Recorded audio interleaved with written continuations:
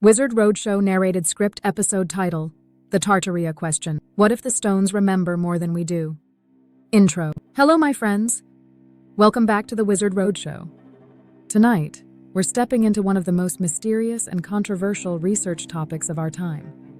A topic that sits somewhere between history, architecture, forgotten infrastructure, and myth. Some call it Tartaria, others call it nonsense. But the real question is this: what if Tartaria is not an empire, but a signal, a placeholder, for something in our past that we don't fully understand yet? Let's begin. Part 1. The name on the maps. For centuries, old European maps labeled huge regions of Asia with one word: Tartary, or Tartaria. Mainstream historians will tell you this was simply an old geographic term, a broad label used before modern borders were defined. And that is true. But alternative researchers ask a different question. Why did the word slowly vanish? Why did it disappear from maps, without much public discussion? Was it just updated geography, or was something else being forgotten? Already we are standing at the edge of a mystery. Part 2. The dark day of 1780. Now let's shift to something real. Something documented. On May 19th, 1780, in North America, the sky turned black at midday. People described it as sudden, like a curtain falling. Birds went silent. Families prayed. Candles were lit at noon. History calls this event the Dark Day. The official explanation is forest fire smoke mixed with fog. And that may be correct. But researchers point out something interesting. This period, from about 1780 to 1785, was filled with strange atmospheric disruptions: volcanic haze, extreme winters, crop failures, unusual weather, a real environmental instability. And some ask, could these events have triggered deeper societal collapses that history never fully recorded? Part 3. The architecture question. Now we arrive at the heart of the Tartaria fascination. Architecture. Across the world, in the 1800s, massive buildings appear. Grand train stations, cathedrals, domes, civic halls. Structures that feel almost too large, too ornate, too mathematically precise for the era we imagine. Alternative researchers ask, how were these built so quickly? Why are construction photos rare? Why do some buildings seem overbuilt, as if designed for another purpose? Mainstream answers exist. Large labor forces, skilled masonry traditions, early industrial methods. But the questions remain compelling, because the buildings are real, and they deserve study. Part 4. Buried city levels. Walk through many old cities, and you'll notice something strange. Basement windows at street level. Doorways that lead underground. Entire lower floors below modern streets. Mainstream historians explain this through urban development. Street levels rise over centuries. Flood control. Rebuilding. Sediment accumulation. But alternative researchers propose something more dramatic. A sudden burial event. A so-called mudflood.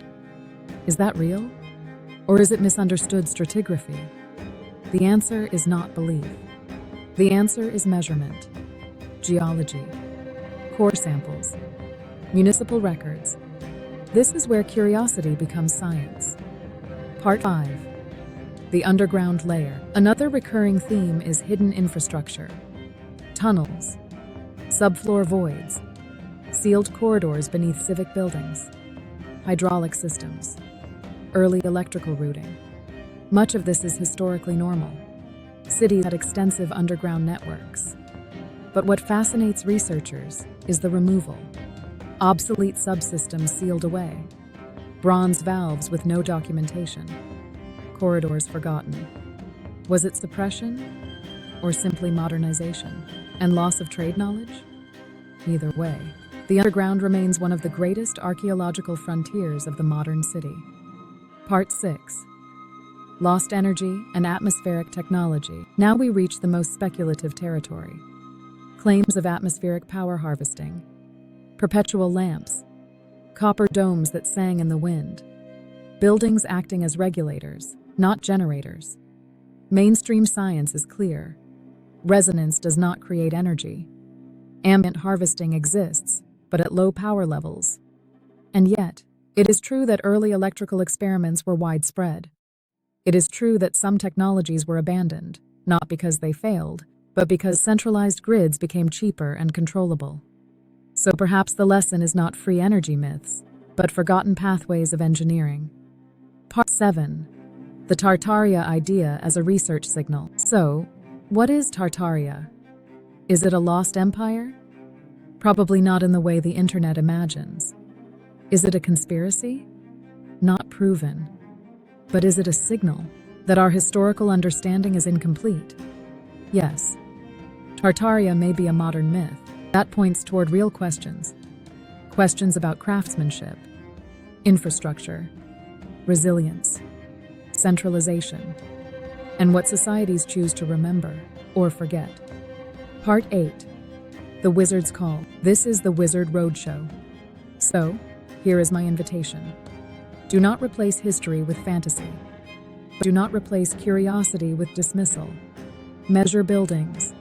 Study archives. Map tunnels. Test materials. Separate claims from observations. And ask, what can these old systems teach us about building future cities on Earth, on Mars, and beyond? Because the stones remain, the geometry remains, and the unanswered questions remain, not as proof of a lost empire, but as a doorway into deeper understanding. Closing. Thank you for joining me tonight. This is not the end of the Tartaria question. This the beginning of responsible exploration. Until next time, stay curious, stay grounded, and remember, the past is not dead. It is beneath our feet, waiting. God bless. Global Robotics Corporation, Interplanetary Trading Company, Robert Coley.